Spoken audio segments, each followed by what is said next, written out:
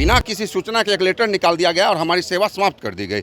Inter का result है वो 50% से 95% हो गया। आज हमारे बूढ़े माता पिता हैं, हमारा आर्थिक भरण पोषण कैसे होगा? गर्मी छुट्टी जो होती थी उसमें 1 रुपया नहीं मिलता था, हमारी आज रोटी छीना गया है, हमारे पास भुखमरी की स्थिति है। अपनी समायोजन की मांग को लेकर एक बार फिर से अतिथि शिक्षक जो +2 के अतिथि शिक्षक हैं वो बिहार के उप मुख्यमंत्री सम्राट चौधरी के आवास के निकट पहुंचे हैं और इनसे अपनी जो है कि जो मांग है उन्हें पूरा करवाने को लेकर के वार्ता किए हैं। और इस वार्ता के बाद फिर क्या इन लोगों को आश्वासन मिला है, चूँकि जिस समय सम्राट चौधरी विपक्ष में हुआ करते थे उन समय से ही ये लोग लगातार सरकार से अपनी समायोजन की मांग को कर रहे थे। लेकिन इस बार 2 मार्च में इन लोगों का जो है नौकरी जो है उन्हें नौकरी से बर्खास्त कर दिया गया है।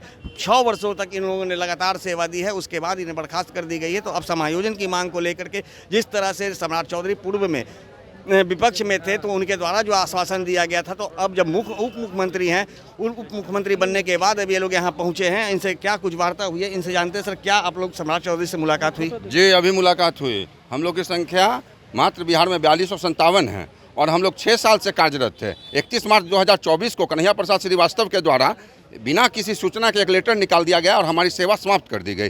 तो जब हम 6 साल से सारे कार्य कर रहे थे, चुनाव ड्यूटी किया, हमने एग्ज़ाम में मूल्यांकन किया और हमारे वजह से जो इंटर का रिजल्ट है वो 50% से 95% हो गया। तो क्यों आज हमको निकाल दिया गया? आज हमारे बूढ़े माता पिता हैं, हमारा आर्थिक भरण पोषण कैसे होगा? हमारा उम्र नहीं बचा है, हम किसी परीक्षा में बैठने लायक नहीं है। जब नियोजित शिक्षकों की सरकार सक्षमता परीक्षा लेके उन्हें 60 वर्ष और राज्यकर्मी का दर्जा दे रही है, तो आज हमें क्यों नहीं दिया जा रहा है? हम तो सरकार से बोल रहे हैं कम से कम जितना हम लोग को आप दे रहे थे उतना ही वेतन फिक्स कर दीजिए ना। हमें मिल रहा था, हमें मात्र 1000 प्रतिदिन मिलता था और कहने को तो वो 25,000 मंथली था, लेकिन किसी महीने वो 25,000 नहीं पुरता था क्योंकि छुट्टियों का पैसा नहीं मिलता था। 1000 गर्मी छुट्टी जो होती थी उसमें 1 रुपया नहीं मिलता था। जितना भी फेस्टिवल है, छठ पूजा, दिवाली, दशहरा, सब हम लोग के लिए गमगीन रहता था। फिर भी हम लोग सरकार के सारे आदेशों का पालन इसीलिए कर रहे थे कि आज न कल हमें भी सरकार बेरोजगार नहीं करेगी, हमारी रोटी नहीं छीनेगी। हमारी आज रोटी छीना गया है, हमारे पास भुखमरी की स्थिति है, हमारा परिवार कैसे चलेगा? ये सम्राट चौधरी से कई बार मिले हैं और इन्होंने सिर्फ आश्वासन दिया। आज जब आप सरकार में हैं तो आप क्यों नहीं कहते हैं कि अतिथि शिक्षक को अस्थायी कर दिया जाए? आज भी कैबिनेट मीटिंग है और कैबिनेट बैठक में हमें बहुत आशा है। हमने सारे मंत्री से मिला है, जितने भी बीजेपी के मंत्री हैं और जेडीयू के मंत्री हैं, सारों ने आश्वासन दिया है कि आपका काम हो रहा है, आपका काम हो रहा है। लेकिन ये आश्वासन कब तक चला है? अभी हम विजय चौधरी से मिल के आए हैं, उन्होंने भी कहा। तो ये बिहार सरकार के तमाम मंत्रियों से मुलाकात किए हैं और इनका कहना है कि आज इस तरह से कैबिनेट की बैठक है तो इस कैबिनेट की बैठक से इन्हें काफ़ी उम्मीद है। लेकिन सबसे बड़ी बात है कि ये जो अतिथि शिक्षक है ये सीधा सरकार पर आरोप लगा रहे हैं कि इनकी रोटी छीनी जा रही है, इनका परिवार का जो भरण पोषण है उसे करना मुश्किल हो गया है। सर, क्या लग रहा है सरकार की कैसी रणनीति है? वो लगातार कह रही है कि हम तो रोजगार दे रहे हैं, नौकरी दे रहे हैं। सर देखिए, अभी तक तो इस स्थिति में नहीं हम लोग पहुँचे हैं कि सरकार रोजगार छीन रही है हम लोग और हम लोगों को रोड पर खड़ा कर दिया है। अवस्था देखिए सर, हम लोग का उम्र भी समाप्त हो चुका है। देखिए रहे हैं स्थिति, उम्र नहीं है किसी कंपटीशन में बैठने का। हम लोग सरकार से मांग किए कि आप जिस तरह बेरोजगारी से रोजगार में लाए तो रोजगार से बेरोजगार क्यों कर रहे हैं, जबकि आपके एजेंडा में ये शामिल है। यही जब विपक्ष में थे, सरकार के विपक्ष में थे, तो हम लोगों के साथ इन्होंने कहा कि भाई इतना दिन से ये लोग पढ़ा रहे हैं, सक्षम हैं, अब ये लोग को नहीं निकाला जाए, इन लोग को अस्थायीकरण किया जाए। सम्राट चौधरी सर बोले थे हम लोगों को, लेकिन आज सर जब सत्ता में आए हैं तो इस शब्द को भूल गए हैं।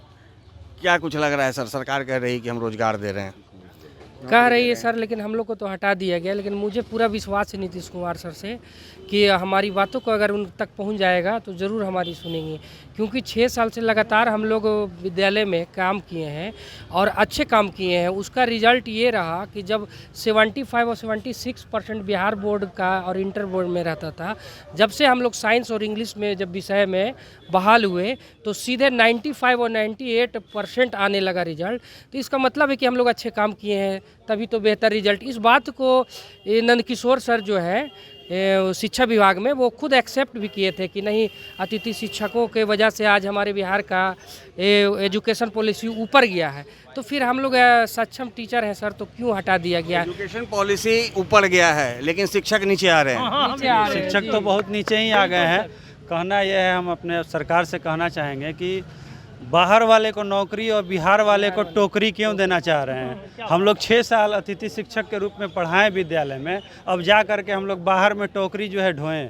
हम लोग से और खेती किसानी होगा।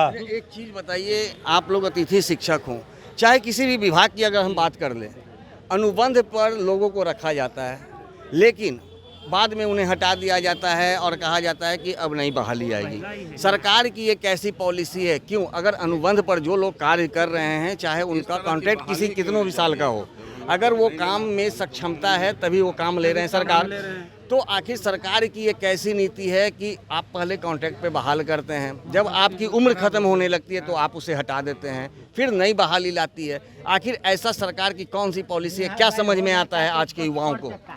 यही तो पॉलिसी समझ में नहीं आती है। किसी को आप कॉन्ट्रैक्ट पे 11 महीना के लिए लेते हैं और उसको धीरे धीरे आप परमानेंट कर देते हैं। उसी को देख करके आज जो शिक्षक, अतिथि शिक्षक 4257 अपना जो है योगदान दिए विद्यालय में, आप जो है 6 साल वर्क करा करके हटा रहे हैं। ये तो सरकार से कभी उम्मीद नहीं थी। ये आपके 20 साल के जो है उसमें कहीं नहीं देखा गया कि सरकार एक बार नौकरी दे देती है, उसके बाद जो है वो भी हटा देती है। आज तक आपने किसी टीचर को नहीं हटाया, फिर 4257 को क्यों हटा रहे हैं? ये लोग का एज समाप्त हो गया है। ये किसी मांग क्या कर रहे हैं? मांग हमारी ये है कि फिर से विद्यालय आप वापसी करें, आप सक्षमता परीक्षा लें, जिस तरह देने को तैयार है। बिल्कुल बिल्कुल तैयार हैं। यहाँ तक कि लोग बीपीएससी की परीक्षा देने के लिए तैयार हैं, मगर उम्र रहे तब तो बीपीएससी में बैठेंगे लोग। इनकी उम्र भी तो जैसा कि आप सुन रहे हैं, ये जो अतिथि बर्खास्त शिक्षक हैं, इन लोगों की सीधा मांग है कि हमें पुनः उस जगह पे बहाल किया जाए जहां से मुझे बर्खास्त किया गया है। यदि सरकार चाहती है कि वो मुझसे सक्षमता परीक्षा ले तो उसके लिए भी हम लोग तैयार हैं, लेकिन हमें नौकरी से बेरोजगार ना करें, हमारे परिवार को सड़कों पर लाने पर मजबूर ना करें। क्योंकि जिस तरह से हम लगातार तन मन और धन से सरकार की सेवा पिछले 6 वर्षों से करते आ रहे हैं, तो सरकार अब हमारे उम्मीद पर पानी ना फेरे। दर्श न्यूज के लिए ज्ञानेंद्र की रिपोर्ट।